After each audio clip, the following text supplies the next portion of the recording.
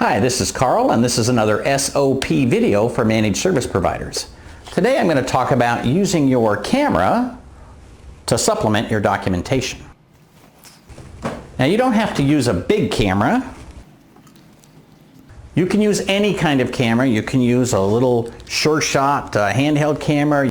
Most of you have a cell phone that you can use that's got a really great camera.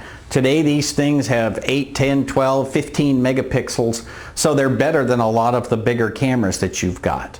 What do you need a camera for with documentation? Well, here's a couple of examples. It's very common for anything where you have to remove a tiny little battery that the registration information is on a tiny little label behind the tiny little battery.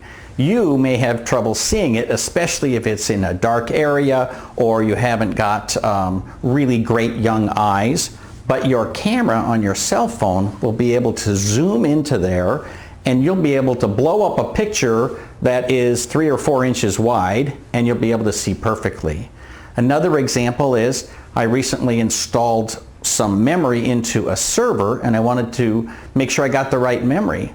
So first I took a picture of that memory chip, and that way I knew that I could match that it was an ECC and the speed and so forth. Recently we had a client who needed to know how to set something up on the wall in their office where they had all of their equipment bolted to the wall. I know you've seen this. They have their phone system and their voicemail system, and they have a splitter for their fiber channel, and then they have the firewall and the router and the switch and all that kind of stuff. So it was easy to take a photograph of that wall and then draw a Visio diagram or a PowerPoint diagram where I can just move things around, put them in those blocks and say, see that? That's what those things are.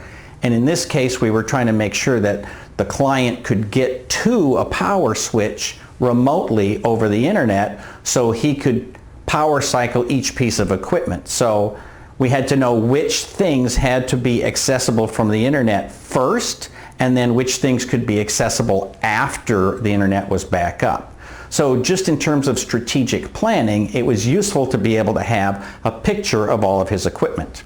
There are many more examples, but pretty much anytime you need to see the physical configuration of something, or you need to get really close into some labels, like the ILO label that comes on the back of a server, right? You want to be able to get access to that information. A camera will do the trick. For Small Biz Thoughts, this is Carl Palchuk wishing you the best of luck in your managed service business.